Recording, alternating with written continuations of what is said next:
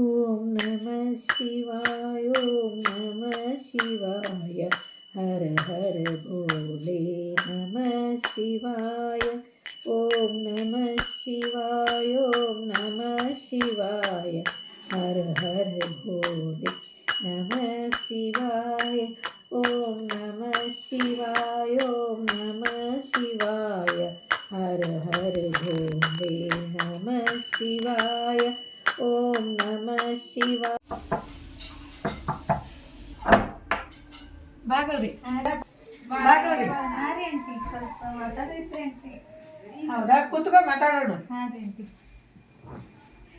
ಏನು ವಿಶೇಷ ಆಗವ್ರಿ? ಅದೇ ರೀ ಆಂಟಿ, ನಮ್ಮ ಅತ್ತಿಯವರ ಯಾತ್ರೆಗೆ ಹೋಗಿದ್ರಲ್ರಿ. ಹೌದಾ? ಹಾಂ ರೀ, ಅದಕ್ಕೆ ಶಿವರಾತ್ರಿ ಬೇರೆ ಬಂತಲ್ರಿ. ಹಾಂ, ಅದಕ್ಕೆ ಸ್ವಲ್ಪ ನಿಮ್ಮ ಕಡೆ ಕೇಳಿ ಹೋದಾತ್ ಮನ್ಷ್ರಿ. ಹೌದಾ, ಚಲೋ ಆಗ್ಬಿಡು. ನಾನು ಅದರ ಎಲ್ಲ ತಯಾರಿ ನಡೆಸಿದ್ದೆ ನೋಡಿ. ಚಂದ ಮಾಡಿದ್ ನೋಡ್ರಿ. ಹಾಂ, ಇದನ್ನ ತಯಾರಿ ಮಾಡೀನಿ. ಈಗ ನೀವು ಮಾತಾಡ್ಕೋತ ಚಾ ಕುಡಿಯೋಣ. ಚಾ ಕುಡಿಯೋಕೋತ ಎಲ್ಲ ಹೇಳ್ತೀನಿ ಸುದ್ದಿ. ಅಷ್ಟ ತನಕ ಕುತ್ಕೊಂಡ್ರು, ನಾ ಚಾ ತಗೊಂಡ್ಬಿಡ್ತೇನೆ. ಚಂದ ಮಾಡಿದ್ ನೋಡ್ರಿ ಆಂಟಿ.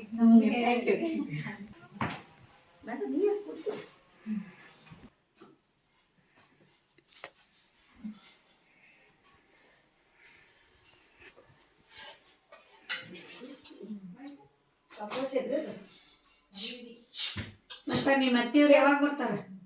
ಆಂಟಿ ಬರ್ತಾರೆ, ಇನ್ನೊಂದ್ 2 ದಿನ ಬಿಟ್ಟು ಬರ್ತೇನೆ ಅಂದಾರೆ. ಈಗ ಚಾ ಕುಡಿದು ಸ್ವಲ್ಪ ಫ್ರೆಶ್ ಆಗಿ ಮಡಿ ಎಲ್ಲ ಉಟ್ಕೊಂಡ್ಬಂದು ನಾ ಪೂಜೆ ಮಾಡ್ಕೊತ. ಮತ್ತೆ ಗೌರಿ ಏನ್ ಮಾಡ್ಬೇಕಂತಂದ್ರೆ, ಬೆಳಗ್ಗೆ ಶಿವರಾತ್ರಿ ದಿವಸ ಬೆಳಗ್ಗೆ ಲಘು ಹೇಳ್ಬೇಕು. ಎದ್ದು ಎಲ್ಲ ತೋರಣ, ತಳಿರು ತೋರಣ ಎಲ್ಲ ಕಟ್ಟಿ ಅಲಂಕಾರ ಮಾಡ್ಬೇಕು. ಆಮೇಲೆ ನಾವು ಸ್ನಾನ ಅದು ಮಾಡಿ ಮಡಿ ಉಟ್ಕೊಂಡು, ಇದು ಹಬ್ಬದ ಕೆಲಸ ಅಲ್ಲ, ಒಂದ್ ಸ್ವಲ್ಪ ಎಲ್ಲ ಮಡಿಲೇನ ಮಾಡ್ಬೇಕಾಗ್ತದೆ. ಅದಕ್ಕೆ ನಾವು ಸ್ನಾನ ಮಾಡಿ ಮಡಿ ಉಟ್ಕೊಂಡು ಬರೋಣ. ಆಮೇಲೆ ಪೂಜಾ ಮಾಡ್ಕೊತ ನಿನಗೆಲ್ಲ ಹೇಳ್ತೇನೆ.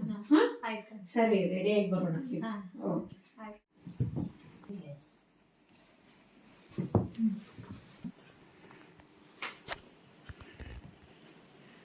ಬಾಗೌರಿ ಕುತ್ಕೋ. ಏನಾಗವ್ರಿ, ಸೀರೆ ಭಾರಿ ಮಸ್ತ್ ಐತಲ್ಲ. ಥ್ಯಾಂಕ್ಸ್ ರೀ ಆಂಟಿ, ನೀವು ಚಂದ ಕನ್ಸತ್ತೀರಲ್ರಿ. ಹೌದಾ, ಥ್ಯಾಂಕ್ ಯು. ನಿಂಗು ಎಲ್ಲ ಶಿವನ ಕೃಪಾ. ಈಗ ಶಿವನ್ ಪೂಜೆ ಮಾಡೋದು ಎಲ್ಲ ನಾನು ಮಾಡ್ತೀನಿ, ನೀನು ನೋಡ್ಕೊಂತೀರ. ಆಮೇಲೆ ಓಂ ನಮಃ ಶಿವಾಯ ಅನ್ಕೊಂತ.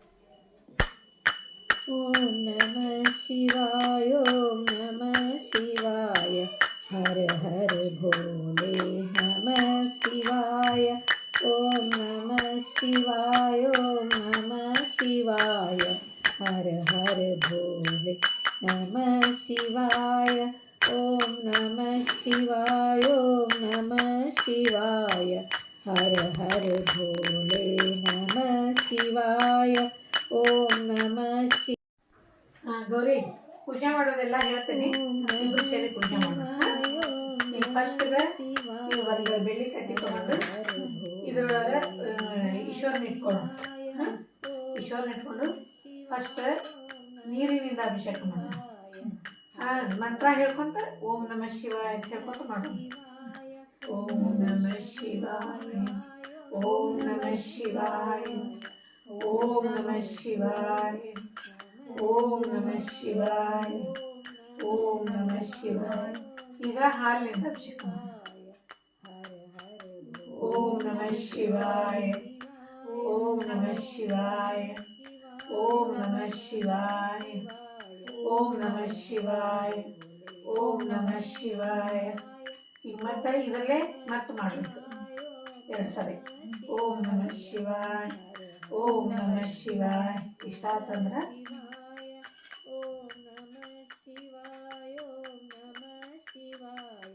ಇದನ್ನ ಸ್ವಲ್ಪ ಬರಿಸಿ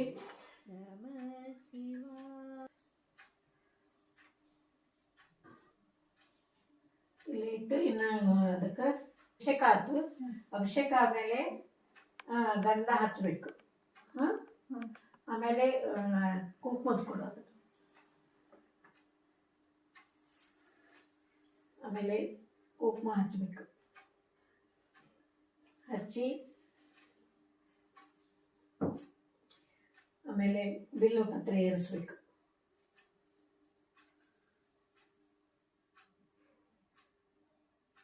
ಆಮೇಲೆ ಶಿವನಿಗೆ ರುದ್ರಾಕ್ಷಿ ಭಾಳ ಇದಲ್ಲ, ಹೀಗಾಗಿ ರುದ್ರಾಕ್ಷಿ ಮಾಲೆ ಹಾಕಬೇಕು.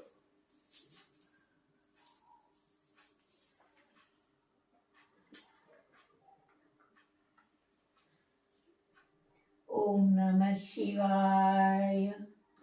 ಓಂ ನಮಃ ಶಿವಾಯ. ಓಂ ನಮಃ ಶಿವಾಯ. ಓಂ ನಮಃ ಶಿವಾಯ. ಓಂ ನಮಃ ಶಿವಾಯ.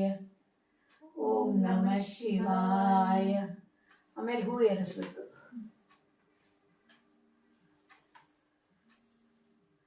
ಓಂ ನಮಃ ಶಿವಾಯ. ಓಂ ನಮಃ ಶಿವಾಯ.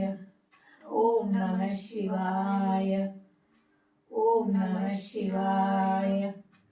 ಓಂ ನಮಃ ಶಿವಾಯ. ಓಂ ನಮಃ ಶಿವಾಯ. ಆಮೇಲೆ ಎಕ್ಕಿ ಹೂವು ಶಿವಗ ಬಹಳ ಶ್ರೇಷ್ಠ, ಹಿಂಗಾಗಿ ಎಕ್ಕಿ ಹೂವು ಏರಿಸ್ಬೇಕು. ಓಂ ನಮಃ ಶಿವಾಯ. ಓಂ ನಮಃ ಶಿವಾಯ. ಓಂ ನಮಃ ಶಿವಾಯ. ಓಂ ನಮಃ ಶಿವಾಯ. ಆಮೇಲೆ ಇಲ್ಲೇ ಈಶ್ವರನ ಇದಕ್ಕೂ ಒಂದು ಓಂ ನಮಃ ಶಿವಾಯ. ಓಂ ನಮಃ ಶಿವಾಯ. ನೀನು ಪತ್ರಿ ಏರಿಸು, ಹೂ ಏರಿಸು. ಓಂ ನಮಃ ಶಿವಾಯ. ಓಂ ನಮಃ ಶಿವಾಯ. ಓಂ ನಮಃ ಶಿವಾಯ. ಓಂ ನಮಃ ಶಿವಾಯ. ಓಂ ನಮಃ ಶಿವಾಯ. ಓಂ ನಮಃ ಶಿವಾಯ. ಈಗ ಖರ್ಜೂರ, ಹಣ್ಣು, ಹಾಲು ಎಲ್ಲ ನೈವೇದ್ಯ ಮಾಡಬೇಕು. ಇಲ್ಲಿ ನೈವೇದ್ಯ ಅದ. ಓಂ ನಮಃ ಶಿವಾಯ. ಓಂ ನಮಃ ಶಿವಾಯ. ಓಂ ನಮಃ ಶಿವಾಯ. ಓಂ ನಮಃ ಶಿವಾಯ. ಈಗ ಆರತಿ ಮಾಡಬೇಕು.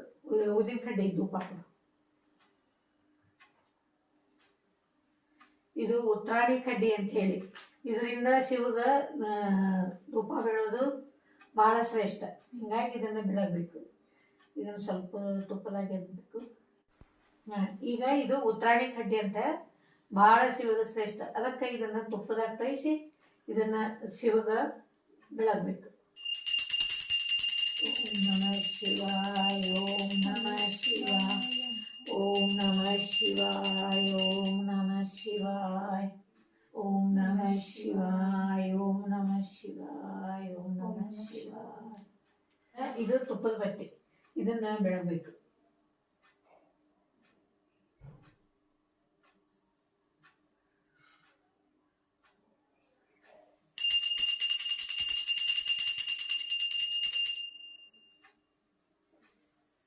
ಇದಾದ್ಮೇಲೆ ಉದಿನ ಕಡ್ಡಿ ಬೆಳಗಬೇಕು.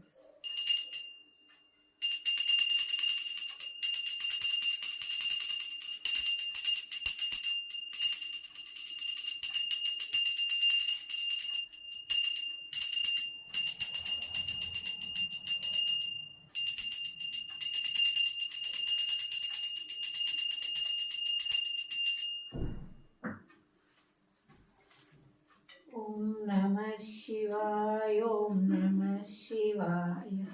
ಹರ ಹರ ಭೋಲೆ.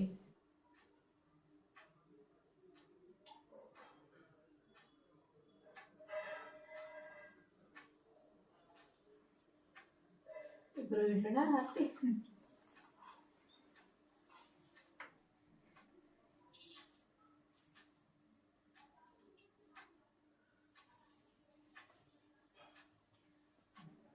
ಬಾನಮ್ಮ ಮನೆಗೊಮ್ಮೆ ನೀನೇಕೆ ದೂರ, ಕರೆದಿಯೇನೋ ಕೈ ಪಿಡಿದು ತ್ರಿಶೂಲಧಾರ.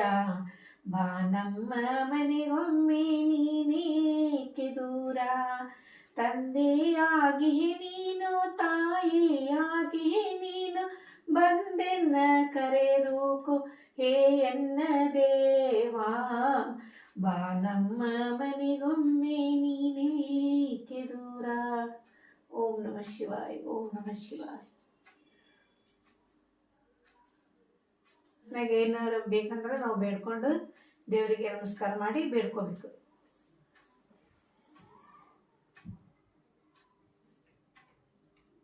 ಅಮ್ಮ, ಶಿವ ಹೆಂಗ್ ಹುಟ್ಟಿದ? ಶಿವರಾತ್ರಿ ಎದಕ್ ಮಾಡ್ತಾರಮ್ಮ? ಹೇಳ್ತೇನೆ. ಶಿವ ಹೆಂಗ್ ಹುಟ್ಟಿದ ಅಂತಂದ್ರೆ ಅವನಿಗೆ ಹುಟ್ಟು ಸಾವು ಇಲ್ಲ. ಆದಿ ಅಂತ್ಯ ಇಲ್ಲ, ಅವನು ಸ್ವಯಂಭೂ ಉದ್ಭವ ಮೂರ್ತಿ. ಹಿಂಗೆ ಒಂದು ದಿವಸ ಬ್ರಹ್ಮ ವಿಷ್ಣು ಇಬ್ಬರು ಮಾತಾಡ್ತಿರ್ತಾರೆ. ಮಾತಾಡುವಾಗ ನಾ ಹೆಚ್ಚು ನೀ ಹೆಚ್ಚು ಅಂತ ಅವರಿಬ್ಬರು ವಾದ ಮಾಡ್ತಿರ್ತಾರೆ. ಆವಾಗ ಅಲ್ಲಿ ಒಂದು ದೊಡ್ಡದೊಂದು ಸ್ತಂಭ ನಿರ್ಮಾಣ ಆಗ್ತದೆ. ಅದು ಆದ ಕೂಡಲೇ ಏನಾಗ್ತದೆ, ಇವರಿಬ್ರು ಅಲ್ಲಿ ಇರ್ತಾರಲ್ಲ, ಅದು ಯಾಕೆ ಇದು ಏನು ಸ್ತಂಭ ಇವ್ರಿಗೇನು ಗೊತ್ತಾಗಂಗಿಲ್ಲ, ಇಬ್ಬರಿಗೂ ಗೊತ್ತಾಗಂಗಿಲ್ಲ ಅಂದ ಕೂಡಲೇ ಮತ್ತು ಆ ಕಂಬದಿಂದ ಒಂದು ಅಶೀರವಾಣಿ ಅಂದರೆ ಆಕಾಶವಾಣಿ ಆಗ್ತದೆ. ಆಕಾಶವಾಣಿ ಏನಂತ ಆಗ್ತಂತ, ಇದರ ತುದಿ ಎಲ್ಲದ ಕಂಡುಹಿಡೀರಿ, ಅವರ ಮಹಾಶಾಲಿಗಳು ಮಹಾಶಕ್ತಿಶಾಲಿಗಳು ಅಂತ ಇದಾಗ್ತದೆ. ಇದ್ರಾಗ ಯಾರು ದೊಡ್ಡವರು ಸಣ್ಣವರು ಅನ್ನೋದಿಲ್ಲ. ಅಂದ ಕೂಡಲೇ ಬ್ರಹ್ಮ ಏನು ಮಾಡ್ತಾನೆ, ಬ್ರಹ್ಮ ವಿಷ್ಣು ನಡುವೆ ಇದು ಸಂವಾದ ನಡೆದಿರ್ತದೆ. ಅವಾಗ ನಾನು ಹೆಚ್ಚು ನೀನು ಹೆಚ್ಚು ಅಂತ ಇಬ್ರು ಮಾತಾಡ್ತಿರ್ತಾರೆ. ಇವರು ವಾದ ಕೇಳೋದ್ರಾಗ ಅಲ್ಲೇ ಒಂದು ಅಗದಿ ಕಂಬ ಹುಟ್ಟುತ್ತದಲ್ಲಿ, ತಾನೇ ಉದ್ಭವ ಆಗ್ತದೆ ಕಂಬ. ಆ ಕಂಬದ ಸಾಕಷ್ಟು ಬೆಳಕು, ಭಾಳ ಪ್ರಖರವಾದ ಬೆಳಕಿರ್ತದೆ. ಅವಾಗ ಇವ್ರು ಏನು ಮಾಡಬೇಕು ಅಂತಂದು ಇದ್ರಾಗ ಇದರಿಂದ ಒಂದು ಆಕಾಶವಾಣಿ ಆಗ್ತದೆ ಕಂಬದಿಂದ. ಏನಪ್ಪ ಅಂತಂದ್ರೆ, ಈ ಕಂಬದ ಆದಿ ಅಂತ್ಯನ ಯಾರು ಮುಟ್ಟುತ್ತೀರಿ ಅವರು ನಿಜವಾದ ಬಲಶಾಲಿಗಳು ಅಂತ ಹೇಳಿ ಅದರಾಗಿಂದ ಆಕಾಶವಾಣಿ ಆಗ್ತದೆ. ಆಕಾಶವಾಣಿ ಆದ ಕೂಡಲೇ ಏನು ಮಾಡ್ತಾನೆ, ಬ್ರಹ್ಮ ಗಿಡಗಾಗ್ತಾನೆ. ಗಿಡಗನ ರೂಪದಾಗ ಕಂಬದ ಮೇಲಿನ ತುದಿ ತನಕ ಹೋಗ್ತಾನೆ, ಅವನಿಗೆ ತುದಿ ಸಿಗುವುದೇ ಇಲ್ಲ. ಆಮೇಲೆ ವಿಷ್ಣು ಏನು ಮಾಡ್ತಾನೆ, ಅವನು ವರಹ ರೂಪ ತಾಳಿ ಭೂಮಿ ಒಳಗೆ ಹೋಗ್ತಾನೆ. ಭೂಮಿ ಒಳಗೆ ಎಷ್ಟು ಕೆಳಗೋದ್ರೂ ಅವನ ಅಂತ್ಯ ಸಿಗಂಗೇ ಇಲ್ಲ, ಆದಿ ಅಂತ್ಯ ಎರಡೂ ಇಲ್ಲ ಅವನಿಗೆ. ಹಿಂಗಾಗಿ ಹಿಂಗೆ ಹೆಂಗೆ ಮಾಡೋದಿನ್ನ ಅಂದ್ಕೂಡಲೇ ಅವಾಗ ಶಿವ ಪ್ರತ್ಯಕ್ಷ ಆಗ್ತಾನೆ. ಇದ್ರಾಗ ಯಾರು ಹೆಚ್ಚು ಕಡಿಮೆ ಅಂತಿಲ್ಲ, ಎಲ್ಲರೂ ಕೆಲವೊಂದು ಕಥೆಗಳು ಬರ್ತಾವೆ. ಅದ್ರೊಳಗೆ ಒಂದೊಂದು ಥರ ಒಂದೊಂದು ಕಥೆ ಒಳಗೆ ಒಂದೊಂದು ಥರ ಇರ್ತಾವೆ. ಇದು ಏನಪ್ಪ ಅಂತಂದ್ರೆ, ಈಗ ಶಿವನೇ ಇದು ಅವನಿಗೆ ಆದಿ ಅಂತ ಇಲ್ಲಂದ್ರೆ ಅವನೇ ಶ್ರೇಷ್ಠ ಅನ್ನೋ ಮಾತು ಬರ್ತದೆ ಇಲ್ಲಿ. ಆಮೇಲೆ ಮುಂದೆ ಅವನಿಗೆ ಎಲ್ಲರೂ ಒಂದು ಪೂಜೆ ಮಾಡ್ತಾರೆ, ಇದು ಮಾಡ್ತಾರೆ. ಶಿವರಾತ್ರಿ ಯಾಕೆ ವಿಶೇಷಪ್ಪ ಅಂತಂದ್ರೆ, ಶಿವರಾತ್ರಿ ದಿವಸ ಅವನು ಮದುವೆ ಆಗಿದೆ. ಪಾರ್ವತಿ ತಪಸ್ಸು ಮಾಡಿ ಶಿವನನ್ನೇ ಒಲಿಸ್ಕೊಂಡು ಮದುವೆ ಮಾಡಿಕೊಂಡು, ಅದು ಶಿವರಾತ್ರಿ ದಿವಸ. ಅದಕ್ಕೆ ಶಿವರಾತ್ರಿ ಭಾಳ ಮಹತ್ವ. ಇನ್ನೂ ಒಂದೇನಪ್ಪ ಅಂತಂದ್ರೆ, ಭಗೀರಥ ಅಂತ ಒಬ್ಬನಿರ್ತಾನೆ. ಅವನು ತಪಸ್ಸು ಮಾಡಿ ಗಂಗಾದೇವಿನ ಭೂಮಿಗೆ ತರ್ತಾನೆ. ಅವಾಗ ಅದೇನಾಗ್ತದಂತಂದ್ರೆ, ಆಕಿ ರಭಸದಿಂದ ಬಂದ್ಬಿಡ್ತಾಳೆ ಗಂಗಾದೇವಿ, ಗಂಗಾ ನದಿ. ಅವಾಗ ಮತ್ತು ಭಗೀರಥ ತಪಸ್ಸು ಮಾಡಿ ಏನು ಮಾಡ್ತಾನೆ, ಶಿವನ ತಪಸ್ಸು ಮಾಡಿ, ಇಲ್ಲ ಆಕಿನ್ನ ಭಾಳ ರಭಸದಿಂದ ಹರಿಲಿಕತ್ತಾಳ, ಏನಾರು ಒಂದು ಇದಕ್ಕಿದು ಮಾಡಂದ್ಕೂಡೆ ಆ ಶಿವ ಗಂಗೆನ ಹಿಡಿದು ತನ್ನ ಜಡೆಗೆ ಕಟ್ಕೋತಾನೆ. ಅದಕ್ಕೆ ಗಂಗಾಧರ ಅಂತಾರೆ ಅವನಿಗೆ. ಹೀಗಾಗಿ ಅದು ಶಿವರಾತ್ರಿ ದಿವಸನ ಆಗಿದ್ದು. ಹೀಗಾಗಿ ಶಿವರಾತ್ರಿಗೆ ಭಾಳ ಮಹತ್ವ. ಇನ್ನೂ ಅನೇಕ ಕಥೆ ಅವ. ಆದರೆ ಒಂದೊಂದು ಕಥೆ ಒಳಗೆ ಇದೇ ನಿಜವಾದ ಕಥೆ ಅಂತಲ್ಲ, ಒಂದೊಂದು ಕಥೆ ಒಳಗೆ ಒಂದೊಂದು ಥರ ಬರ್ತಾವೆ. ದಿನ ಉಪವಾಸ ಎದಕ್ಕೆ ಮಾಡ್ತಾರೆ? ಹೇಳ್ತೀನಿ. ಉಪವಾಸ ಅಂದ್ರೆ ಅದ್ರಾಗ ನಾವು ಹೆಂಗೆ ಅರ್ಥ ಮಾಡ್ಕೋತೀವಿ ಆ ಟೈಪ್ ಇರ್ತಾವೆ. ಉಪವಾಸ ಮಾಡಬೇಕು. ಉಪವಾಸ ಅಂದ್ರೆ ಏನು ಗೊತ್ತೇನು? ಉಪ ಅಂದ್ರೆ ಅಲ್ಲಿ ಇರೋದು. ಉಪ ಅಂದ್ರೆ ಶಿವನ ಪಕ್ಕದಲ್ಲಿ, ಅಂದ್ರೆ ಭಗವಂತ, ಶಿವನ ಅಂತಲ್ಲ, ವಿಷ್ಣು ಆಗಿರ್ಬೋದು, ಬ್ರಹ್ಮ ಆಗಿರ್ಬೋದು, ಯಾವುದೇ ದೇವರಾಗಿರ್ಬೋದು. ಶಿವನ ಉಪವಾಸ ಅಂದ್ರೆ ಅಲ್ಲಿ ಅವನ ಪಕ್ಕ ಇರೋದು, ಅವನಿಗೆ ಹತ್ತಿರವಾಗೋದು, ಶಿವನಿಗೆ ಹತ್ತಿರವಾಗೋದು. ವಾಸ ಅಂದ್ರೆ ಇರುವುದು. ಶಿವನ ಹತ್ತಿರ ಇರೋದಕ್ಕೆ ಉಪವಾಸ ಅಂತ. ಉಪವಾಸ ಅಂದ್ರೆ ಶಿವನ ಹತ್ತಿರ ಇರೋದು.